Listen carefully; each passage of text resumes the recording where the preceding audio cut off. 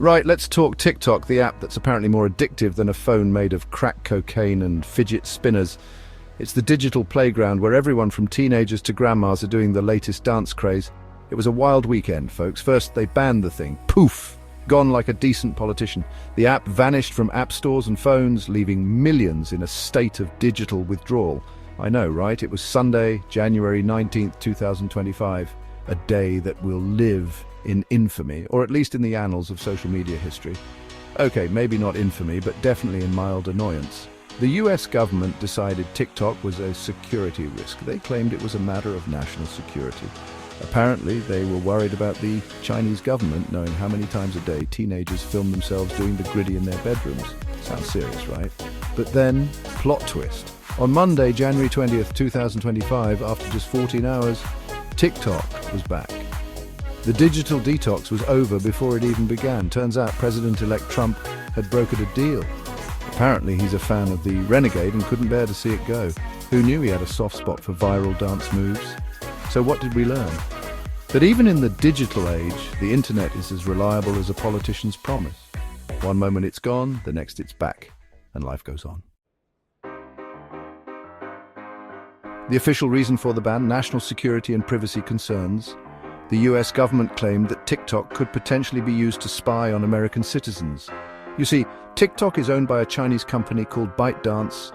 This raised eyebrows because of China's strict data-sharing laws, and some folks in the US government were worried about ByteDance sharing user data with the Chinese government. They feared it could be a national security risk. It's like this. Imagine your embarrassing dance videos being used to train Chinese spy satellites. Not ideal, right? The thought alone was enough to cause a stir. But then, the unbanning happened. Why? What changed so suddenly? Well, it seems President-elect Trump convinced ByteDance to play ball. There were negotiations and promises made. Details are still fuzzy, but it likely involves some sort of deal where TikTok's US operations will be sold. This would ensure data stays within the US. So basically it was a whole lot of drama over data. Who would have thought? In the end, it all boiled down to who controls the information. Now let's talk about the real victims in all of this, the memes. Oh, the glorious, glorious memes. Before the ban, the internet was awash with jokes about alternative platforms. Instagram Reels became the awkward cousin you try to avoid at family gatherings. During the ban, the memes took a turn for the existential. We had people pretending to be shocked that the app they spent 12 hours a day on was gone. It was a masterclass in self-deprecating humor. And after the unbanning, well, the memes just kept coming. This time they were a mix of relief, confusion, and a healthy dose of cynicism. Section 4, memes. More than just a laughing matter.